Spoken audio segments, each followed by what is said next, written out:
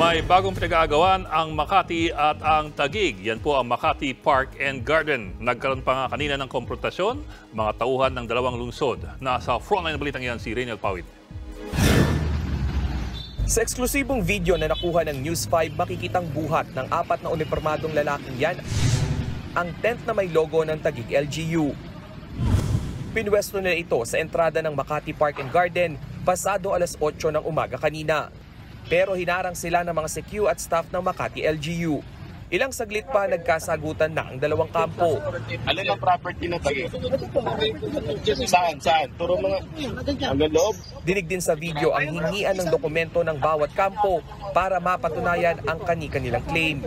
Ba't kami sir mo bibigay ng order sa inyo? May Taguig naman ito. Ayaw mo bigay ng order sa amin. Ang Taguig, ang Taguig ngayon, ito ang lugar. Pero itong loob, hindi. Paano sabi ng piso ka loob? Paano ito hindi po loob? Pagsapit ng tanghali, nagkatensyon muli nang subukang pumasok ng pulang sasakyan na ito sa Makati Park and Garden. Pagmamay-ari rin umano ito ng Taguig LGU. Ang Makati Park and Garden ay nasa loob ng barangays West Rembo at Sembo. Kabilang sila sa 10 Embo barangays na dating saklaw ng Makati. Pero ngayon ay nasa sakop na ng Taguig City alinsunod sa desisyon ng Korte Suprema. Sa kabila nito, nanindigan ng Makati LGU na pagmamay-ari nila ang Makati Park and Garden. Nabili po ito ng city and makikita naman from the very beginning yung possession nasa Makati City po. So ito ay mga pagkaari ng Makati kaya dapat irespeto muna ng Taguig itong mga property namin. Giit pa ng Makati LGU. May final decision na nga in fact ang Supreme Court tungkol dun sa jurisdiction over the EMBOS. The question is jurisdiction, not ownership. Sa isa namang Facebook post, sinabi ng Makati LGU na muling napatunayan ng insidente na desidido ang Taguig na mangamkam ng mga ari-arian.